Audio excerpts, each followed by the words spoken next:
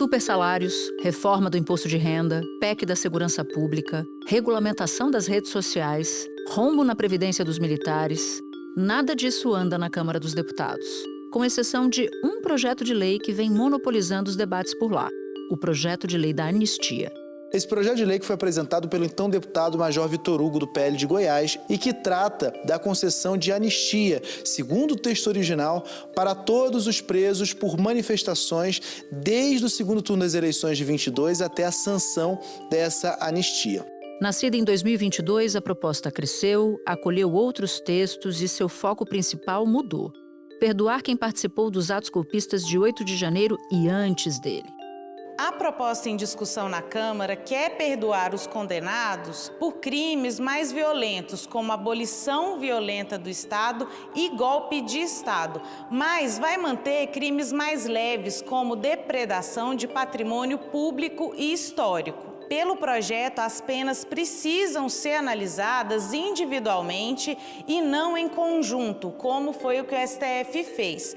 O projeto também libera a atuação dos condenados nas redes sociais. A Justiça já condenou mais de 500 pessoas que depredaram os prédios dos poderes a penas que vão de 1 a 17 anos de prisão. Já são mais de 2 anos de discussão. Governo e aliados consideram o texto inconstitucional, enquanto a oposição fez dele sua prioridade. Nas últimas semanas, inclusive, aumentou a pressão para acelerar a tramitação do projeto na Câmara. O líder do PL na Câmara acaba de protocolar o pedido de urgência da proposta que anistia os condenados pelos atos golpistas. Esse é o objetivo do PL, pressionar o presidente da Câmara para que essa matéria seja votada diretamente no plenário, sem ter que passar por todas as comissões, por aquela tramitação tradicional. O requerimento precisava de 257 assinaturas, metade do número total de deputados. Conseguiu 262, portanto, 5 a mais. E muitas dessas assinaturas vêm de partidos da própria base do governo. 55% das adesões vieram de partidos que têm ministérios no governo Lula. A ministra de Relações Institucionais, Gleisi Hoffmann, disse a jornalistas que é uma profunda contradição apoiar o projeto sendo da base do governo.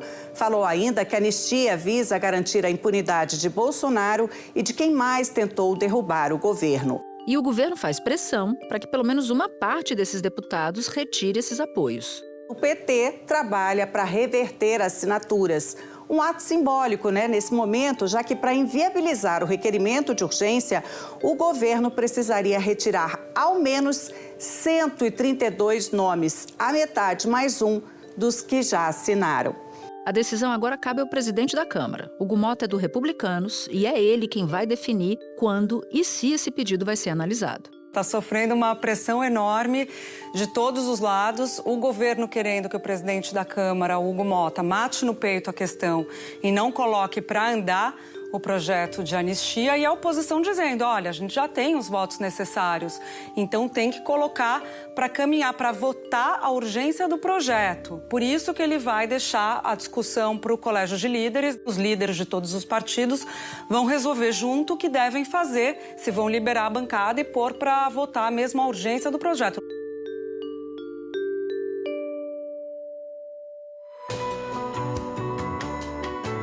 Da redação do G1, eu sou Natuzaneri e o assunto hoje é o avanço do PL da anistia na Câmara. O que se diz sobre o projeto e como a oposição conseguiu parar o Congresso para discutir esse assunto.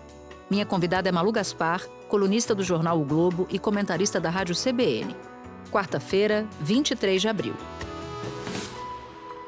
Malu, quero te ouvir sobre 2 percepções em relação à lei da anistia. Uma percepção crítica a uma lei de anistia e uma percepção favorável. Começando pela crítica. Os críticos dizem que essa lei é uma aberração contra a democracia. Explica pra gente essa avaliação, por favor. Natuza, o que essa lei fala e por que ela é vista como um atentado à democracia? Ela é uma lei bastante ampla em que ela anistia basicamente toda e qualquer pessoa que tiver qualquer relação com os atos de 8 de janeiro, mas não só, qualquer manifestação realizada em estrada, rodovia, em frente à unidade militar, ou seja, quartel, ou qualquer lugar do território nacional, a partir do dia 30 de outubro de 2022, que tenha relação com a questão das eleições. Ou seja, é um negócio bastante amplo. Quando você lê o texto, você vê que ela diz que só não está anistiado quem tiver cometido crime contra a vida, contra a integridade corporal, sequestro e cárcere privado. Qualquer outra coisa está perdoada, inclusive, é claro, a depredação dos atos, a depredação promovida no 8 de janeiro contra a sede dos 3 poderes. Eles descaracterizam como se fosse não fosse crime a autoria intelectual ou apoio financeiro a atos contra a democracia. Então, quer dizer, não é só que anistia isso aí, eles simplesmente desmoralizam, muda a lei, eles vão além. Eles criminalizam a justiça. É isso, exatamente. Simplesmente traz o seguinte, e será considerado abuso de poder, quem, por acaso, receber denúncia ou processar ou fizer qualquer coisa contra esses envolvidos nesses atos. E aí é onde as pessoas se perguntam, bom, uma coisa tão ampla basicamente legitima uma tentativa de golpe de Estado, como a gente viu no 8 de janeiro. E ao fazer isso, ela não só autoriza, né, esse tipo de manifestação, está autorizando que se tenha feito isso no passado, como também abre brecha para que no futuro, se você tiver novas tentativas de golpe de Estado, você acabe tendo um resultado parecido, né? Então é por aí que eu acho que a coisa é encarada, na minha opinião, justamente como um projeto amplo demais que acaba autorizando ataques à democracia. E tem, de fato, alguns trechos desse projeto que reforçam a ideia de que seria uma lei feita sob medida para livrar Bolsonaro de uma condenação? Tem. Quando você lê o texto, fica claro que tem ali uns trechinhos que foram colocados especificamente para permitir essa saída para o ex-presidente Jair Bolsonaro, né? Um deles, o primeiro artigo, diz assim, o primeiro inciso do primeiro artigo, diz que a anistia de que trata o caput, lá, o artigo principal, compreende crimes políticos com estes, conexos e eleitorais. E depois ela especifica mais claramente que essa anistia também atinge as restrições de direitos de quaisquer naturezas ou finalidades impostas pela Justiça Eleitoral ou então comum em decorrência de processo ou inquérito de qualquer forma relacionados ao artigo 1º, em especial as que se voltem contra a manifestação de pensamento, manifestação em redes sociais, enfim, entrevistas, debates, reuniões, tudo que tenha sido transmitido online. Então fica bem claro que você pode encaixar isso aí. E tem uma coisa curiosa que eu achei lendo o artigo, que não só ele tem um artigo feito sob medida para o Bolsonaro, como ele também tem um trecho que se aplica ao PL, quando ele fala que essa anistia também abrange crimes supostamente cometidos ao se ingressar em juízo e as consequentes condenações por litigância de má-fé em processo de cunho eleitoral. Isso aqui é basicamente o nome e endereço do PL, que foi condenado a pagar uma multa de 22 milhões de reais por litigância de má-fé e também por usar o fundo eleitoral quando entrou com uma ação pedindo reavaliação do processo eleitoral, resultado de eleições, usando um relatório feito para dizer que tinha fraude nas urnas, encomendado pelo PL a um cientista político lá, que depois a gente soube pelos grampos da Polícia Federal que ele mesmo sabia que ele estava produzindo um relatório baseado em alegações falsas. Então, você vê que o projeto ele vai ponto a ponto desmontando todas as acusações contra as pessoas do 8 de janeiro. Esse projeto que está aí, que estão pedindo urgência para ele simplesmente em vários pontos inconstitucional, mas ele foi desenhado para para proteger e livrar de todo tipo de prestação de contas à justiça, os chefes, os generais, o ex-presidente Jair Bolsonaro, é por eles que está sendo feito isso, e não por aqueles que eventualmente possam ter sido envolvidos nesse calor da hora. Por outro lado, tem sim um argumento que eu acho que precisa ser olhado com atenção, que é o que diz respeito às condenações, às penas impostas a pessoas que estavam no 8 de janeiro, que não participaram diretamente do planejamento ou da organização do golpe de Estado, como a gente está vendo nos julgamentos que estão ocorrendo no STF, núcleo a núcleo das denúncias colocadas pela Procuradoria-Geral da República. E aí entra o famoso caso da pichadora do batom, a cabeleireira Débora dos Santos, que foi condenada a uma pena de 14 anos de prisão por ter pichado a Estátua da Justiça com a inscrição Perdeu Mané. Óbvio que nós não estamos falando só de uma pichação, nós estamos falando de uma manifestação que ocorreu dentro de um contexto golpista, de ataque à sede dos três poderes. Mas quando você impõe uma pena de 14 anos a uma pessoa que teve uma participação lateral nesse tipo de ato, qual vai ser a pena, então, para os que estavam realmente no centro da trama, né? Eu acho que existe uma questão que vale a pena olhar, que é a dosimetria da pena. Mas veja, isso é bem diferente de você anistiar todo mundo, inclusive quem nem foi condenado ainda, né, que é o que o projeto faz. Então eu acho que as pessoas usam esse argumento de você considerar que algumas penas são exageradas, inclusive essa da Débora inclui tentativa de golpe, quer dizer, crimes que até, segundo o ministro Barroso, colidem. Ou você tenta um golpe ou você dá um golpe, na visão dele. Então, você vê que isso provoca controvérsia até no STF mesmo. Dentro do próprio Supremo, os ministros discutem isso. Mas, novamente, isso é diferente de você anistiar pessoas que nem foram condenados ainda. Assim, se você vier fazer alguma coisa ali, tiver alguma condenação no futuro, você já está previamente anistiado. É bem diferente. Os juristas avaliam que a anistia pode ser inconstitucional. A eventual aprovação desse projeto de lei viola a Constituição de 88. Seja porque, de um lado, uma anistia desse tipo, ela implica desvio do poder legislativo, quer dizer, o poder legislativo, para burlar a proteção à democracia, está anistiando crimes contra a democracia, seja porque uma eventual anistia, ela viola até mesmo direitos humanos, que são um limite para o poder de anistia. Então, sem dúvida, um projeto desse tipo, ele não é compatível com a Constituição de 1988. O Supremo, inclusive, aceitou hoje mais um bloco de denúncias contra o chamado Núcleo 2, que, segundo a denúncia da Procuradoria-Geral da República, seria o núcleo mais violento, o núcleo executivo da trama golpista.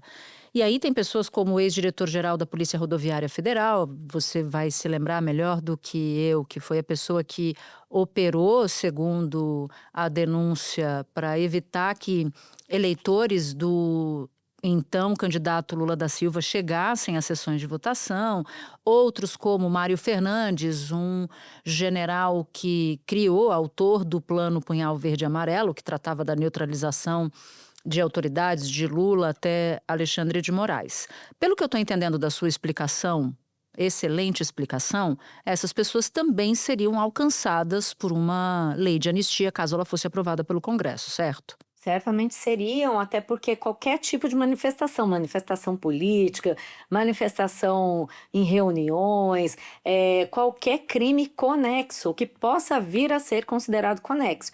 Esse nem é tão distante assim, é o crime em si, né? Você tentar bloquear o acesso dos eleitores às sessões de votação, baseado, inclusive a gente viu isso no julgamento do Supremo, foi bastante detalhado, foi uma ação baseada em boletins de inteligência que mapearam exatamente onde havia concentração de eleitores lulistas.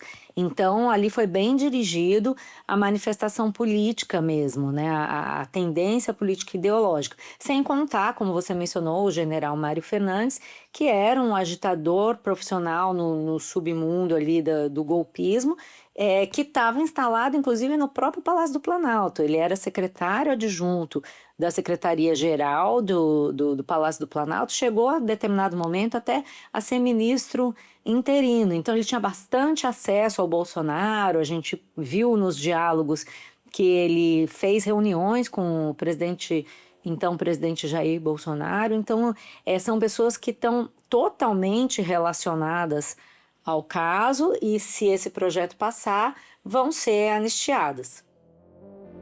Espera um pouquinho que eu já volto para continuar minha conversa com a Malu Gaspar. Eu queria te pedir para explicar para quem nos acompanha o que aconteceu na semana passada. Na semana passada, 266 deputados assinaram um pedido de urgência para esse projeto, ou seja, ele passa na frente de boa parte dos outros durante a sua tramitação, o que é um sinal de que ele tende a ser aprovado pelo volume de apoios, ou pelo menos que tem grandes chances de ser aprovado. E aí, mais da metade das assinaturas, Malu, vieram de integrantes dos partidos que estão na base do governo Lula. Como é que isso aconteceu? Você está aqui, União Brasil, PP, PSD, do Gilberto Kassab, Republicanos, MDB. Como é que o governo teve essa derrota tão grande? E o que isso nos indica do ponto de vista da análise política? Bom, eu acho que primeiro houve um erro muito grave ao se avaliar que a direita não tinha articulação no Congresso para mover esse projeto adiante. A gente ouviu muito ao longo dos últimos meses várias pessoas ligadas ao governo, líderes no Congresso, dizendo eles não têm força, a anistia não vai passar, ou o presidente da Câmara, Hugo Mota, o recém-eleito ali, prometeu que não vai deixar esse projeto andar, o Alcolumbre também prometeu que não vai deixar esse projeto andar, então era como se, tá resolvido esse assunto, não precisamos nos preocupar. Uma outra coisa que eu ouvi bastante, você também, é que a anistia não é uma pauta das ruas, porque as manifestações que o Bolsonaro promoveu foram menores do que as anteriores. No Rio foi uma manifestação muito fraca, em São Paulo foi uma manifestação que tinha bastante gente, mas menor do que as anteriores que ele fez. Isso, acho que deu ao governo a ilusão de que seria uma questão já superada, antes mesmo dela se apresentar. Que foi um erro, porque assim, na minha avaliação, quando você fala que não é uma pauta das ruas, você tá com a cabeça antiga de que, basta não ter muita gente na rua que a coisa não vai adiante no Congresso. Tá errado. Hoje a gente sabe que o Congresso Nacional se move muito a partir de pressão de redes sociais. E os deputados e senadores já estão de olho em 2026. Então, essa direita que mobiliza tem uma base bastante evangélica, que é bem mobilizada, que está bem sintonizada com essa pauta da anistia. Você tem prefeitos, vereadores, muita gente que não gosta do Supremo e já bota no mesmo balaio tudo que o Supremo faz está errado. Esse pessoal sofreu os deputados sofreram muita pressão desse público, desse nicho do eleitorado, e não estão afim de arriscar uma eleição em 2026, uma reeleição para o Congresso ou para o Senado, por conta desse projeto para fazer na cabeça dos deputados a vontade do governo. Eles não estão analisando essa questão do ponto de vista dos valores e dos princípios. Olha, nós temos aqui um projeto que pode nos dar problema. É engraçado assim que são deputados e senadores que, se tivesse havido golpe, eles não estariam no Congresso exercendo seus mandatos. Mas eles não olham as coisas sob essa perspectiva. Eles olham assim, eu tenho eleição em 2026, eu não quero ser cobrado quando eu chegar lá na minha base, eu vou votar nesse projeto. Aí fica aquele negócio, né? O Alcolumbre já disse que no Senado não passa, então eu aprovo aqui na Câmara, dou aqui a satisfação para o meu eleitorado e depois não vai passar, eu também não vou me mexer com relação a isso. A cúpula do Congresso Nacional, leia-se Hugo Mota, presidente da Câmara, e Davi Alcolumbre, do Senado, estão estudando uma fórmula para resolver essa questão da anistia. Seria um projeto de lei para aprimorar a atual legislação, em que diminuiria a pena dos réus sem importância. Bolsonaro e os militares considerados a cúpula da tentativa de golpe, os líderes do que chama associação criminosa, não seriam atingidos. E o mais importante, a medida foi negociada com o Supremo e ministros já deram sinal verde para o projeto ir adiante. Além disso, tem um outro ponto que eu acho que também não é desprezível. Para muita gente no Congresso, especialmente o Centrão, que é movido à emenda, esse projeto é uma forma de se vingar do Supremo. Muita gente no Congresso encara esse projeto como um revide ao Supremo. Vamos mostrar para o Supremo que não é qualquer coisa que eles podem fazer, não, que a gente vai botar um freio neles. Eu ouvi isso de vários deputados e senadores, especialmente deputados do Centrão. Muita gente que não engoliu o freio que o Supremo colocou nas emendas do orçamento secreto. Então é um caldo perigoso e, mais para terminar essa explicação, num momento em que o governo está muito fraco. Né? A gente está vendo aí, só para tratar de um assunto paralelo, mas que eu acho que é bem simbólico, o governo convidou um ministro das comunicações do Centrão, um líder do Centrão para ser ministro das comunicações já tem 10 dias e o ministro não consegue, ele não aceita. Ele está decidindo se é melhor ser líder do partido dele, o União Brasil, nós estamos falando do Pedro Lucas Fernandes, ele está decidindo se é melhor ser líder do PP ou se é melhor ser ministro do Lula. Acaba de sair uma nota do presidente do União Brasil, que é Antônio Rueda, confirmando o que já se ouvia nos bastidores, que o partido decidiu dizer não ao convite do presidente Lula para que o deputado Pedro Lucas se tornasse ministro das Comunicações. Esse projeto da anistia é um alerta desse tipo de situação. O governo está fraco, a direita tem o seu poder, tá forte, movida a emendas, não precisa do dinheiro do governo, como a gente já falou tantas vezes aqui quando analisa o orçamento secreto, e esse projeto está sendo usado como bandeira para essas duas coisas, o Congresso se afirmar perante o Supremo e dar um alerta para o governo que tem que ter mais emenda, que tem que ter mais dinheiro, a negociação toda vai se dar em torno disso, como a gente sabe. O Hugo Mota durante a campanha, prometeu para a oposição que se tivesse as assinaturas ele pautaria e prometeu para o governo que se tivesse mesmo que tivesse as assinaturas ele não votaria. Agora ele está tendo que se ver com isso. Ele botou um pé em cada canoa. Ele vai ter que se ver com isso. E eu não acho que vai ser simples ele simplesmente não botar para votar.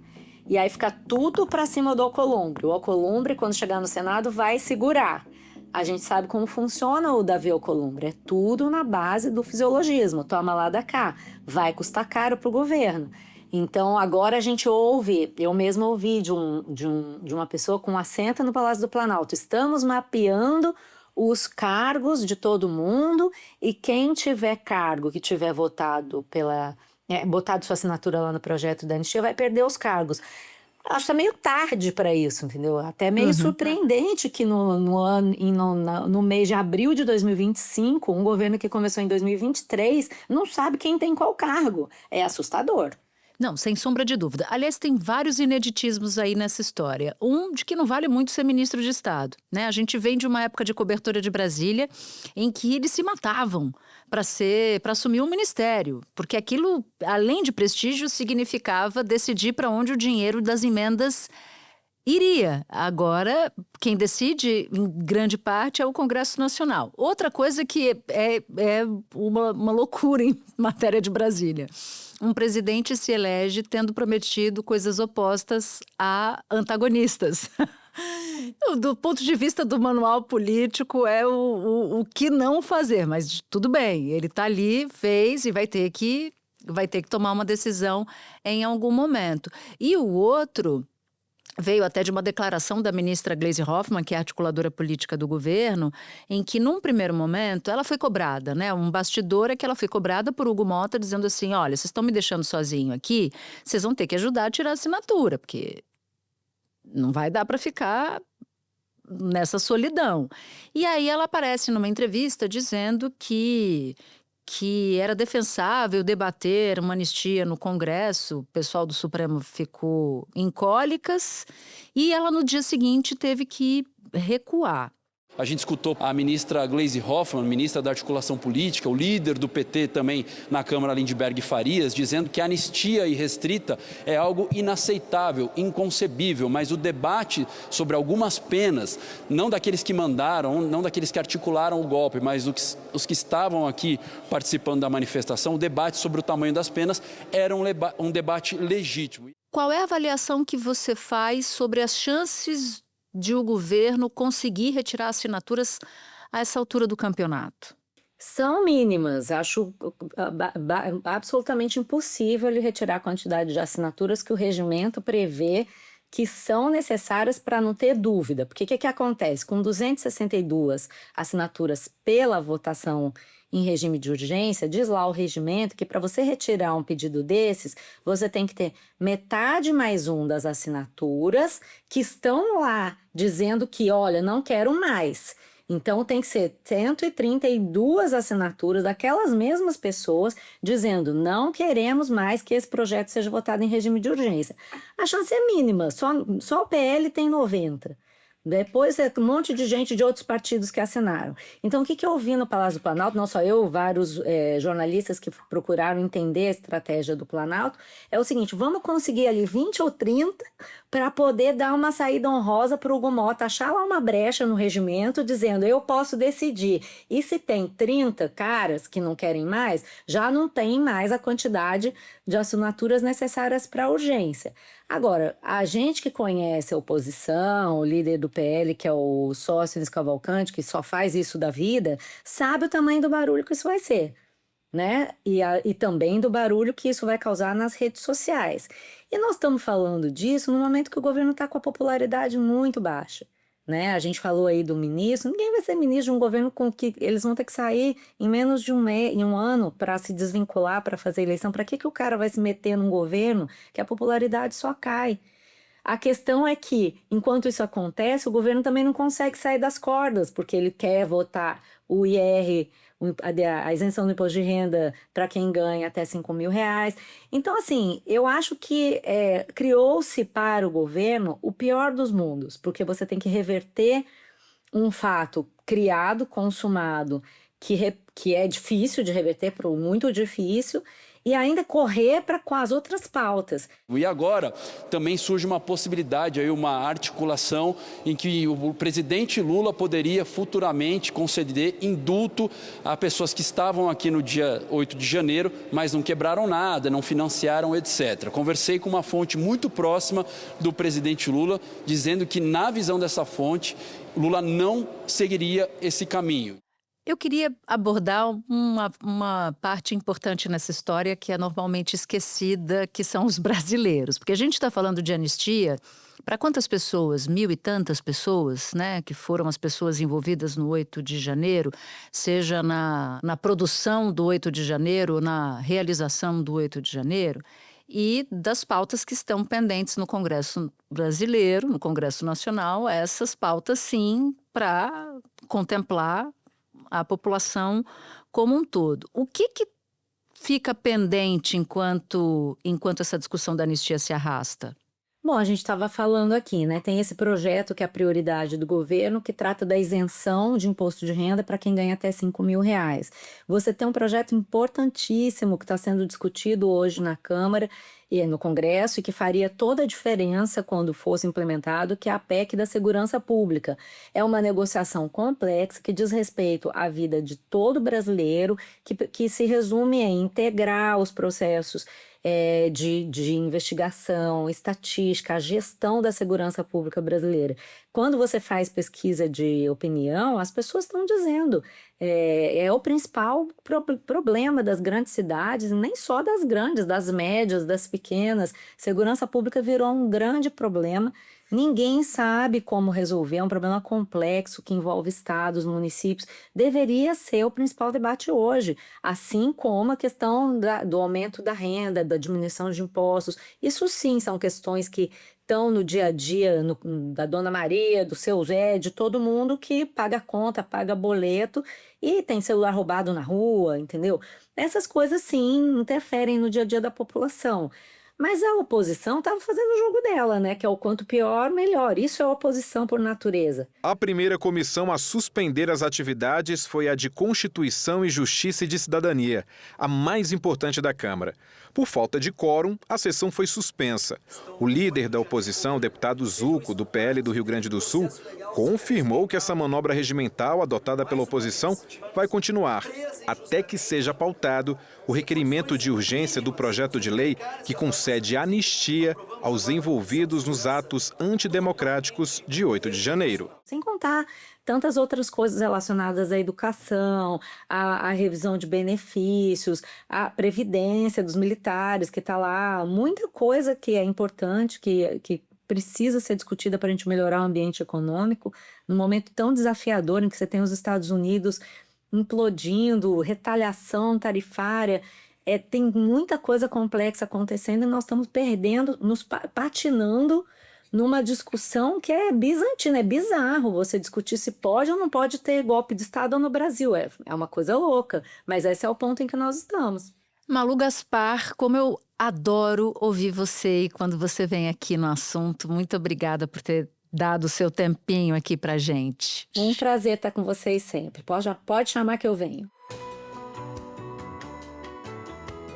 Este foi o Assunto, podcast diário disponível no G1, no YouTube ou na sua plataforma de áudio preferida. Comigo na equipe do Assunto estão Mônica Mariotti, Amanda Polato, Sara Rezende, Luiz Felipe Silva, Thiago Kazuroski e Gabriel de Campos. Eu sou Natuzaneri e fico por aqui. Até o próximo assunto.